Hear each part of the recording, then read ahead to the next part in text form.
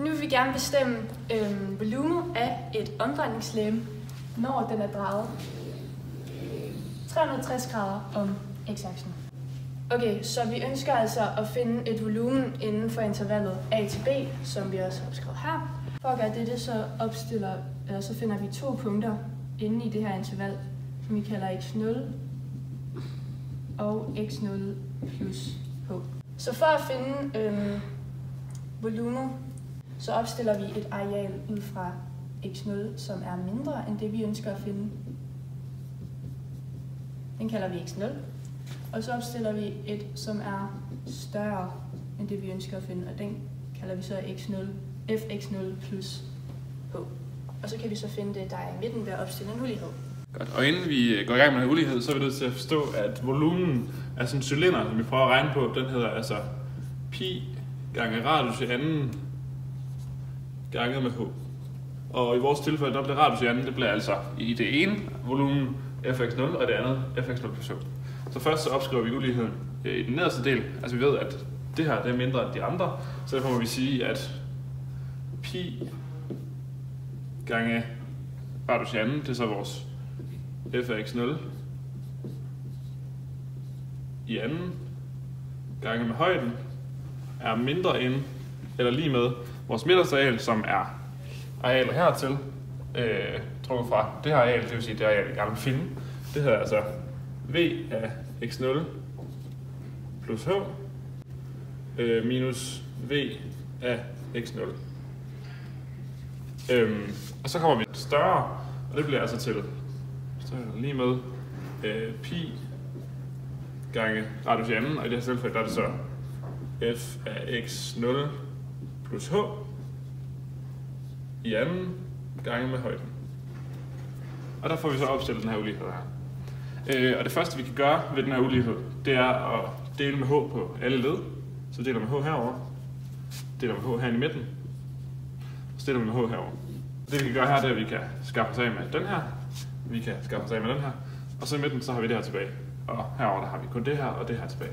Så jeg kan sige, at vi kan trække grænseværdien af det her, så vil sige, at vi ser limit h går mod 0. Og hvis vi skal analysere det, så kan vi se, at det herinde, det kender vi til differentialringen, det er definitionen af v-mærke. Så v-mærke får vi altså her, v-mærke er x0. Og herover der har vi det her plus h, der står herinde, så det bliver egentlig bare til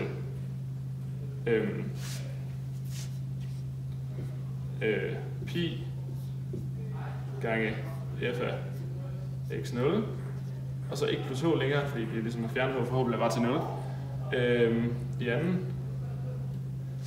Og så får vi det samme på den anden side,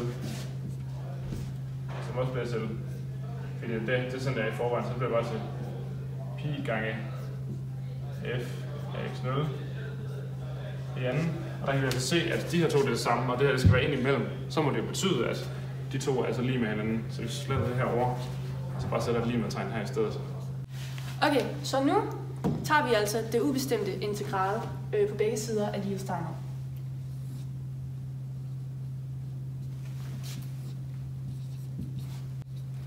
Og det bliver så til v, fordi vi integrerer bare v-mærke, bliver så til vx plus k1, altså en konstant, som er lige med store f, kalder vi den her integral, plus en konstant, som vi bare lige kalder k2. Så samler vi konstanterne på den ene side af lighedstegnet. Nu indsætter vi så a, som er den grænse, vi ønsker at finde her. Den indsætter vi på x-plads her. Så det bliver så til va er lige med fa plus k. Men vi ved så, at va er lige med 0, fordi vi kan se her, at det er ligesom der, hvor grænsen starter. Derfor må det være 0. Så vi kan egentlig bare sige, at 0 er lige med fa plus k. Og derfor får vi så k, hvis vi isolerer k. Den får vi så til minus f af a. Nu er vi så interesseret i at finde den anden grænse, som er b. Og så sætter vi egentlig også bare b ind på x-plads. Det bliver så til vb er lige med fb plus k. Men vi ved jo, at k det er minus a. Så vi skriver minus fa, undskyld.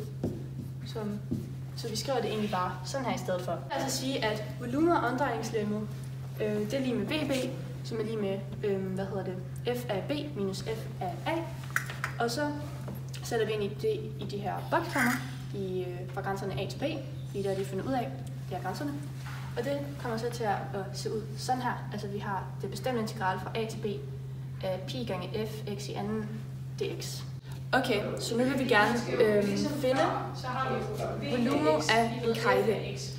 Og vi kan se her, at hvis den her funktion her bliver drejet 360 grader om x-aksen, så vil det forme sig til en kegle. Vi kan se, at det er en retlineær funktion, og derfor så kan vi opskrive den sådan her. Så fx er lige med ax plus b. Og vi kan desuden se, at den har koordinater i 0,0 og i h,r. Da det er en retlineær funktion, så kan vi bare bruge topunktsformlen for at finde hældning. Og den lyder jo så, at det er y2 minus y1 divideret med x2 minus x1. Og så sætter vi egentlig bare de her koordinater ind. Og det giver jo så bare r over h. Og så sætter vi egentlig bare den her hældning ind i den her funktion gange x, og så fordi vi kan se, at den jo skærer i 0,0 her, så er der ikke nogen b-værdi. Så nu bruger vi så det bevis, vi lige har lavet, til at beregne omdrejningstiden af en kegle. Og det lyder jo på, at vi ser v af x er lige med integralet fra a til b er pi gange funktionen, som vi har i anden dx. Og i vores tilfælde, der har vi jo så intervallet 0 til h, og vores funktion er over h gange x. Så det sætter vi ind i funktionen. Og det bliver så integralet fra 0 til h, pi gange vores funktion, som så bliver til r over h i anden gange dx. Og nu kan vi så ud af eksponenten her, så det bliver v af x fra 0 til h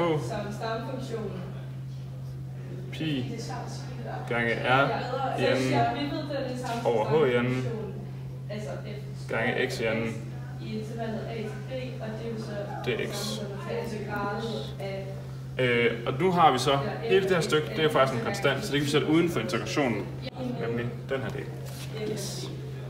Så nu integrerer vi altså den her funktion, og det bliver så til vx er lige med, vi har stadig konstant her, gange sådan. Altså fordi at det ligesom bliver, vi integrerer x i anden, og så bliver den så til en tredjedel gange x i tredjedel. I intervallet fra 0 til h. Yes.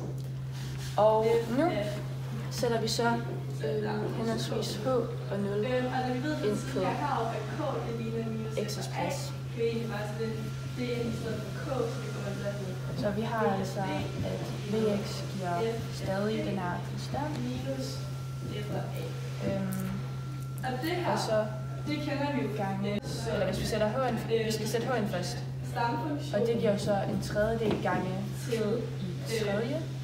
Hvis vi sætter 0 ind, så giver det jo bare 0. Så minus h. Hvilket vil sige, at vi er op med, hvis vi sætter, vi har en tredjedel, og så har vi pi, vi har stadig r i anden også, og så har vi så h tilbage, fordi de kommer gange. Og det er altså formen for, hvordan du beregner volumen af en kegle.